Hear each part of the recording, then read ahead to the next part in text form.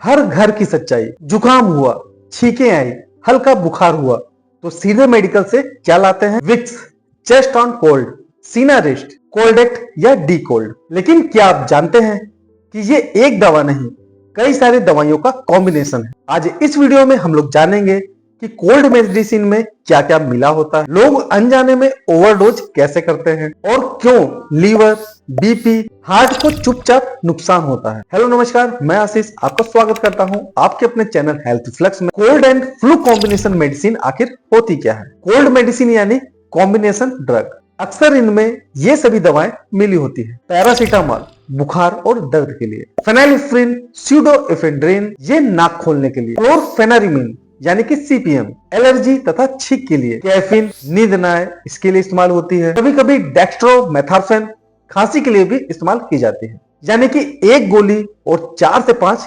Chemicals. आइए दोस्तों अब जान लेते हैं कि शरीर में ये जो कॉम्बो है वो काम कैसे करता है। पैरासीटामोल फीवर तथा पेन को दबाता है और लीवर पर लोड डालता है। फेनाइलिफ्रिन नाक की नसों को सिकोड़ता है, नोज ब्लॉक खुल जाती है, लेकिन ये बीपी को बढ़ा देता है। सीपीएम यानी कि क्लोरफेनारिमीन एंटी हिस्टामिन, ये छींके रोकता है, एलर्जी को कंट्रोल करता है, लेकिन इसका साइड इफेक्ट नींद, सुस्ती, दिमाग स्लो होता है। कैफीन क्लोरफेनारिमीन की नींद को काटता है और हार्ट को स्टिमुलेट करता है, जिसकी वजह से शरीर को मिक्स सिग्नल मिलते हैं, एक नींद लाती है और एक नींद को रोकती है। आखिर इन दवाओं से फास्ट रिलीफ क्यों मिलता है? क्योंकि सिम्टम्स दब जाते हैं, जिसकी वजह से पेशेंट खुश, दवा काम कर गई जैसी फीलिंग के साथ। लेकिन वायरस अभी भी अंदर, इम्यूनिटी को मौका नहीं मिलता। आइए दोस्तों अब बढ़ चलते हैं सबसे खतरनाक हिस्से की तरफ, यानी कि पैरासीटामोल का हिडन ओवरडोज कैसे होता है, इसके बारे में जान लेते हैं। लोग कॉमन गलती क्या करते हैं?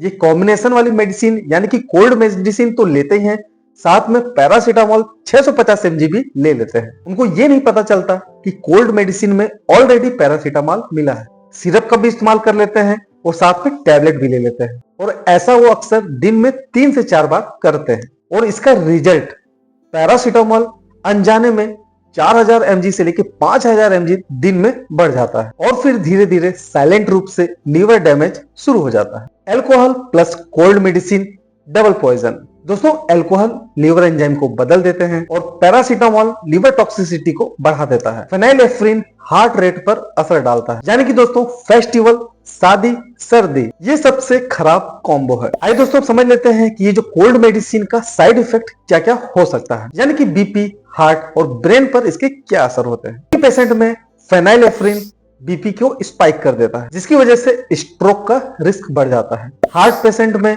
ये पल्पिटेशन को बढ़ा देता है, जिसकी वजह से एंजाइटी होने लगती है, चेस्ट डिस्कंफर्ट होने लगता है, ब्रेन में ड्राउजीनेस होने लगता है, जिसकी वजह से एक्सीडेंट हो सकते हैं और कभी कभी कंफ्यूजन भी देखा गया है। दोस्तों बच्चों में कोल्ड मेडिसिन सबसे बड़ा खतरा हो सकता है, क्योंकि एडल्ट फार्मूला कभी कभी बच्चों को दे दी जाती है, गलत डोज दे दी जाती है, सिरप के साथ मिक्स करके दे देते हैं, जिसकी वजह से बच्चों में ब्रीदिंग इशू यानी कि सांस फूलने लगती है, ओवर सेडेशन यानी कि नींद में चले जाते हैं, जिसकी वजह से डेथ भी हो सकती है। दोस्तों कई देशों में चाइल्ड कोल्ड की मेडिसिन बैन है। आखिर लोग सबसे बड़ी गलतियां कहां कहां पे करते हैं, आइए जान लेते हैं। हर छींक में मेडिसिन लेना, वायरस तथा एलर्जी में फर्क ना समझना, 5 से 7 दिन लगातार लेना, मल्टीपल ब्रांड की दवा एक समय पर एक साथ लेना, ओटीसी है तो सेफ है, ऐसा बिल्कुल नहीं है। आइए दोस्तों अब लास्ट में जानते हैं फार्मासिस्ट की ईमानदार राय। कोल्ड मेडिसिन बीमारी नहीं, बीमारी के अलार्म को बंद करती है। अगर 3 दिन में आराम नहीं तो काम्बो को बंद करके